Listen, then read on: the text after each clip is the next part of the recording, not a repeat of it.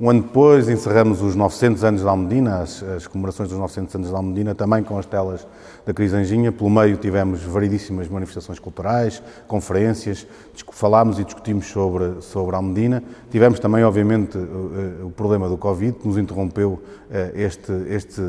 estas celebrações a meio. E estou aqui apenas e só para agradecer às pessoas que estiveram presentes, agradecer às pessoas que nos ajudaram, agradecer em particular a duas pessoas, tenho que agradecer em particular a duas pessoas, ao Dr. Carlos Encarnação, que foi o Presidente da nossa Comissão de Honra e que nos ajudou imenso e que me ajudou a mim muito a perceber melhor o território de Almedina. Tenho que agradecer também à arquiteta Isabel Anjinho, por toda a Presidente da Comissão Executiva, que foi inexcedível no seu trabalho também, e nos ajudar na parte das conferências, de um trabalho mais de sapa também histórico. E depois deixar um pequeno agradecimento, mas um grande agradecimento a todos os antigos presidentes da Junta de Almedina e a uma pessoa em particular, tenho que destacar, que é a professora Palmira Pedro, que me ensinou também muito sobre este território, sobre Almedina. Espero que gostem deste comentário, espero que tenham usufruído destes 900 anos para conhecer um bocadinho melhor do nosso território. Nós continuaremos por cá a ajudar a cidade, o terreno e a área de Almedina a desenvolver-se. Bem-aja. Ser salatina era, antes de mais, viver na Alta e pertencer ao grupo dos residentes permanentes que existia aqui na Alta. Grupo esse que convivia com outros dois grupos. O grupo do topo, que era constituído pelos professores da universidade e pelas famílias de nome mais ou menos sonante que aqui existiam, que não se misturavam com ninguém. O Chibata é um indivíduo que viveu na zona da Sé Velha, Almedina, em Coimbra, e que pelos anos 40, 50, mas mais pelos anos 50, se começaram a reunir no Largo do Cinema Sousa Bastos e começaram a organizar um grupo em que entravam só rapazes, só homens, e que deram o nome de Chibata. Eu nasci aqui mesmo, nasci em casa, ali perto da Sé Velha. Nasci em casa, por isso nasci mesmo aqui, mas fui criada aqui no Arte Almedina pela minha avó materna. Eu vim em 66 para Coimbra e acabei por cair logo aqui, e realmente aqui foi a minha escola política. Isto realmente, a Sé Velha sempre teve muitos comunistas, mas comunistas de raiz de trabalhadores, mas trabalhadores com uma formação intelectual fora da média, que era aquilo que me surpreendia bastante. Eu nasci e vim e cresci até aos meus 18 anos na Coraça de Lisboa, que se insere dentro do perímetro de Almedina. Eu vim para aqui com 3 anos de idade, ali para Fernando Semaz, aqui a rua Fernando Semaz. Ser salatina também era um estado de espírito, baseado primeiro no orgulho de ser da Alta, mas fundamentalmente numa solidariedade, num conhecimento mútuo. Digamos que na Alta todos se conheciam. A Alta era uma aldeia dentro da cidade, delimitada pelos muros da Coraça, que tinha um momento alto de convívio entre si, que era as fogueiras de São João. Que pensa-se em relação a um indivíduo que apareceu em Coimbra, que ninguém sabe muito bem quem ele era, mas pensa-se que oriundo do Brasil, que só autodenominava de Chibata. E eles começaram a chamar-se os Chibatas, e os Chibatas ficaram. Eu tinha alguns 30 anos, vim para a escola de Almedina, empregada. Esta escola aqui atrás? Esta escola daqui. Olha, o melhor foi vir para cá, não é?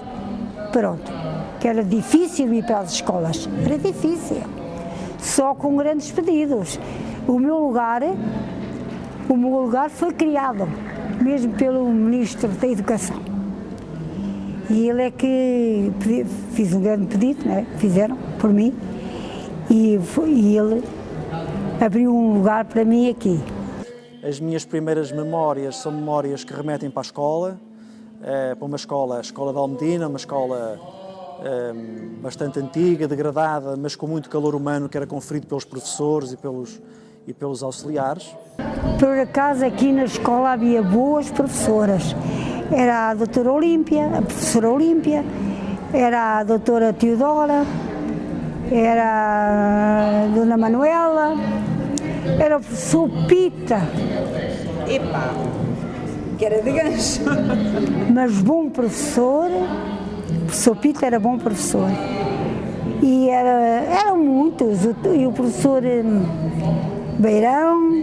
Foram aqui os meus primeiros amigos, havia de facto um ambiente muito especial na Alta, um ambiente que depois eu vinha estudar e vinha compreender e investigar também, e que remete para os Salatinas, e que remete para um ambiente de várias famílias que se articulavam entre si, havia uma solidariedade muito grande. Andei aqui na escola da Almedina, então a minha infância foi passada a descer e subir as escadas de quebra-costas. Eu era uma miúda, entrei para aqui, fui aqui criada, como já te disse, com a minha avó Natália e o meu avô Cardoso, e velhos tempos.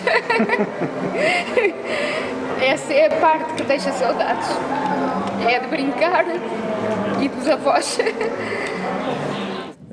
A malta da minha geração tinha o costume, por exemplo, de ir espreitar as meninas da Casa Elísio de Moura, não é? Da Casa de Infância Elísio de Moura.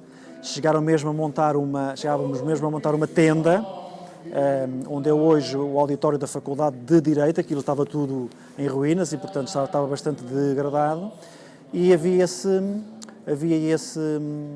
esse costume, os jovens combinavam um dia e íamos espreitar por entre arbustos e com as tendas que montávamos. Eram muito bons meninos, faz de conta. Havia aqui ali está um muro que é ligado, dando-se aqui ao Nicola, agora não sei a quem é que pertence, e aquilo é um muro, e o que é que ele sabia entender? Havia um miúdo que era mesmo doido, ele era mesmo pancada, subiu para cima do muro e pôs-se assim com os braços todos assim abertos.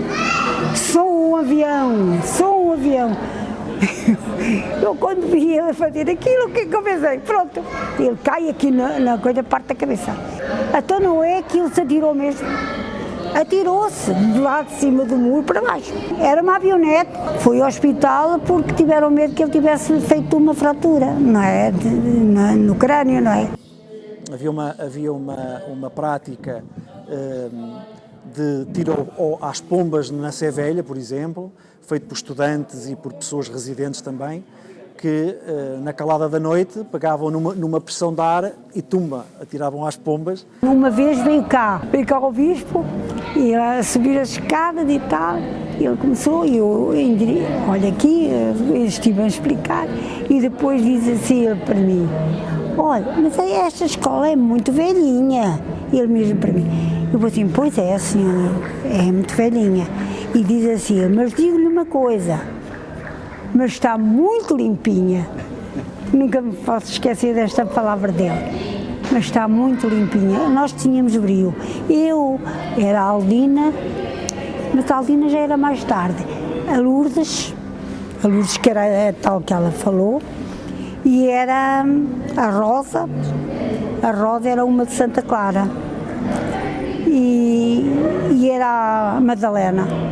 No meu tempo de criança, na Alta subsistiam ainda muitos artesãos.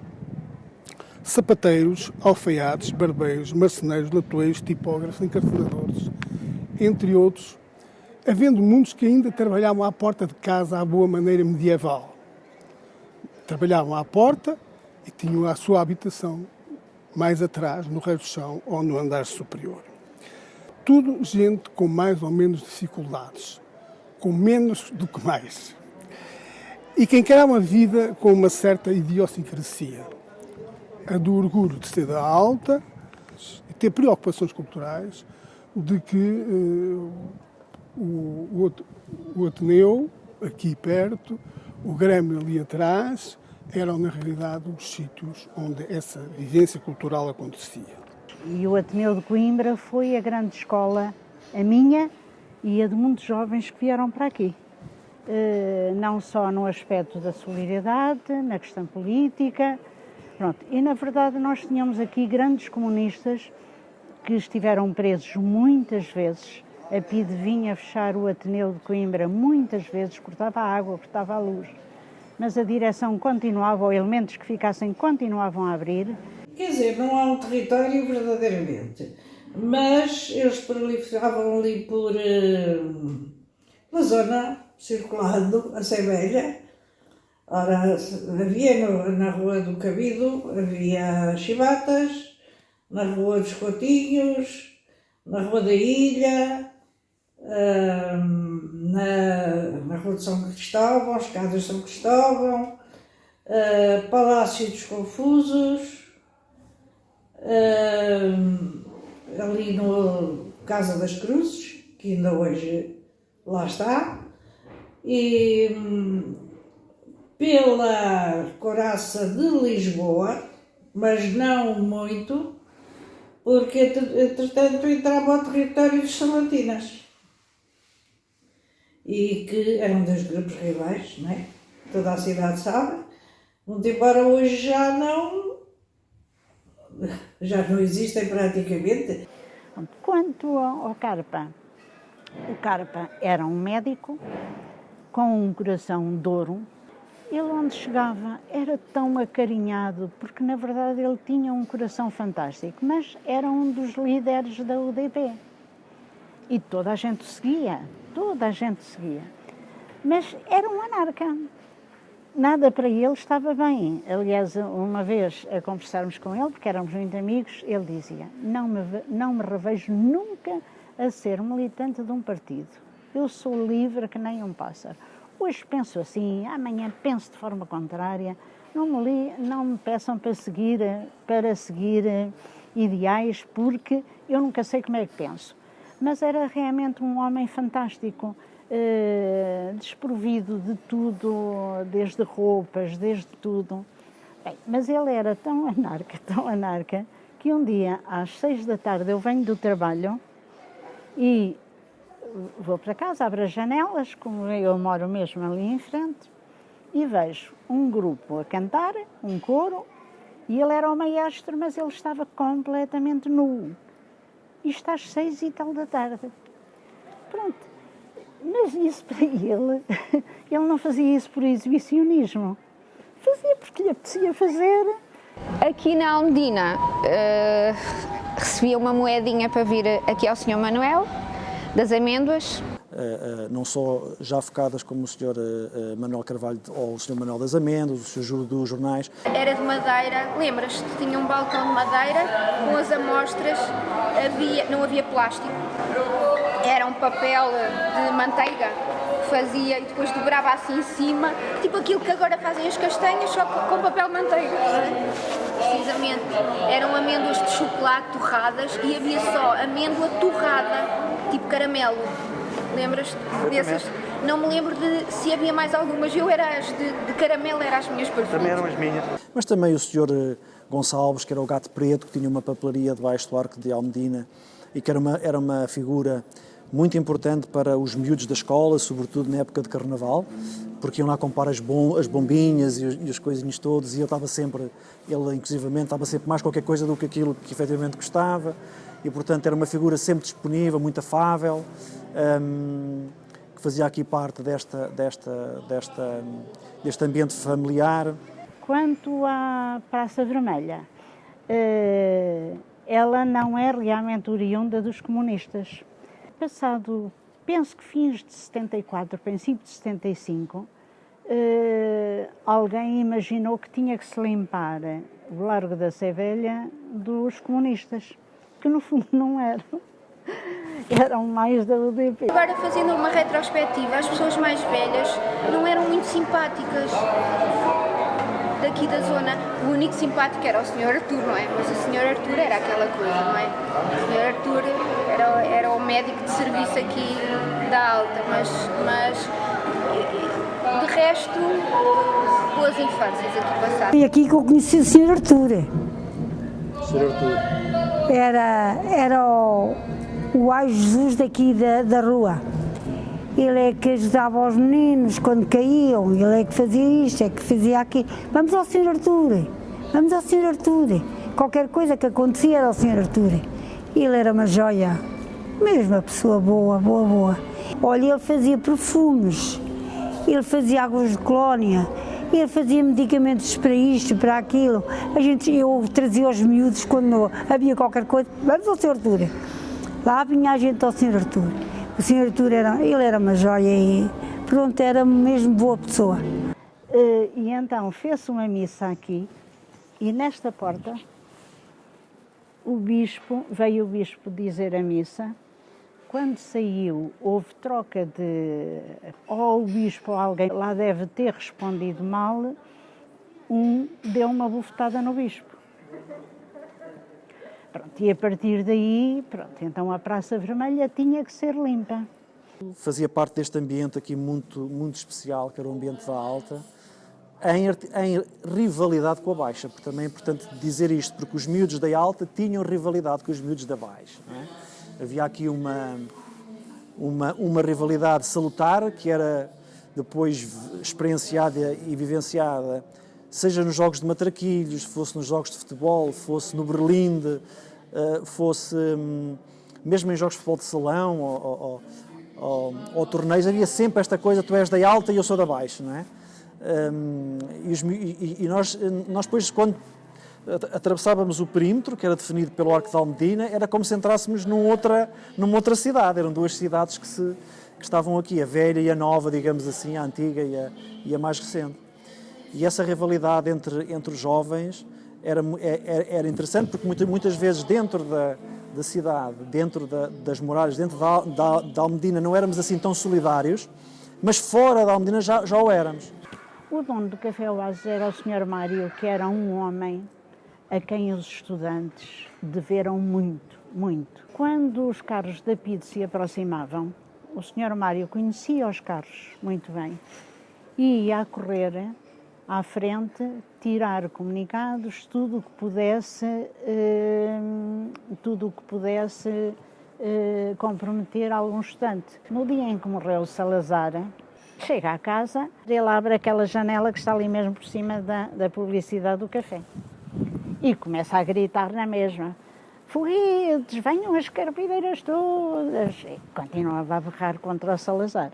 Nisto passa um padre e o padre, quando chega em frente à janela, vira-se para cima. Eu parece que ainda estou. O padre põe as mãos e diz: oh, meu filho, ele já pagou e nós devemos. O Mário olha para o padre: oh, seu filho da puta, se você deve alguma coisa, eu não devo nada a ninguém. E esse filho da puta matou tanta gente, já devia ter desaparecido. Por isso está a ver, o amor à Sevelha é realmente, o meu marido nunca quis sair daqui e eu também, só para acochar. Gostaria ainda hoje aqui de sublinhar uma coisa, que é o papel determinante que os salatinas tiveram na canção de Coimbra.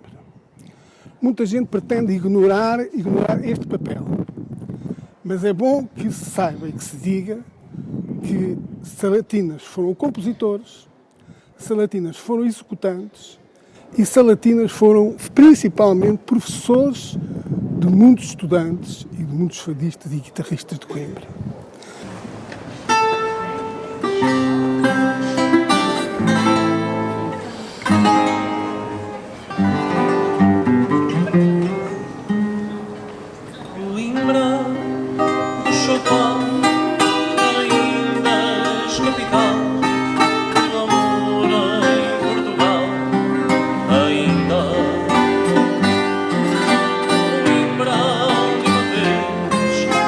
Lágrimas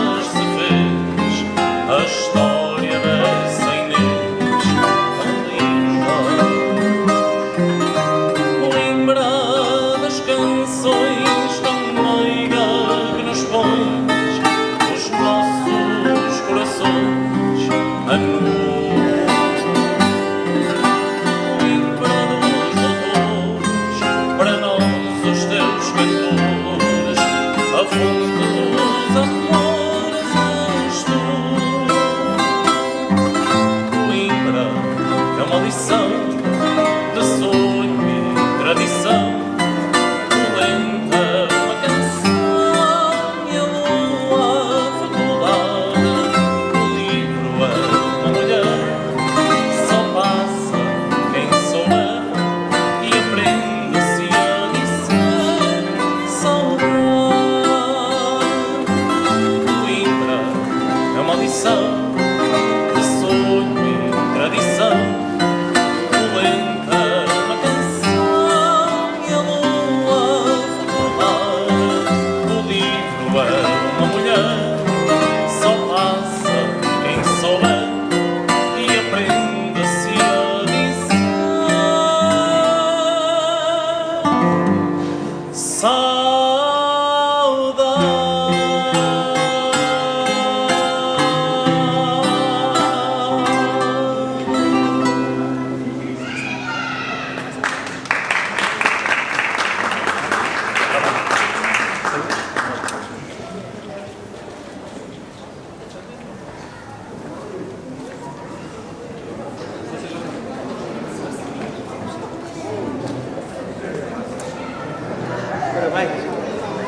Foi uma honra muito grande participar nesta iniciativa da Junta de Freguesia de Almedina, por variedíssimas razões, mas entre elas pela questão essencial desta comemoração. 900 anos, de facto, é muito tempo. 900 anos de uma cidade e de uma área de uma cidade que depois se transformou e acabou por ser o embrião da cidade toda, é particularmente significativo. Claro, eu não sou testemunha dos 900 anos, mas sou testemunha de 74 deles. Isso significa muita coisa na minha vida. Significa eu ter percebido onde é que estava, o que é que significou esta Medina, este início da cidade, este botão de onde se desenvolveu a cidade toda. Significa eu ter aprendido o que é que aqui se passava, como é que a vida toda da cidade acabou por ser fundada aqui, como é que todas as instituições mais relevantes da cidade acabaram por ter nascimento neste território almedina, como é que ele ainda hoje é rica em história, em cultura, em manifestações artísticas, em testemunhos da história. E é tudo isso que faz um caldo de cultura essencial que não esquece nem a assistência social, nem a parte médica, nem a cultura, nem nada é esquecido porque tudo fazia parte do mundo essencial da cidade. Almedina é, neste sentido, um embrião que ainda tem vida própria, na qual ainda vive muita gente e na qual ainda muita gente labuta diariamente para conseguir ganhar o seu provento diário.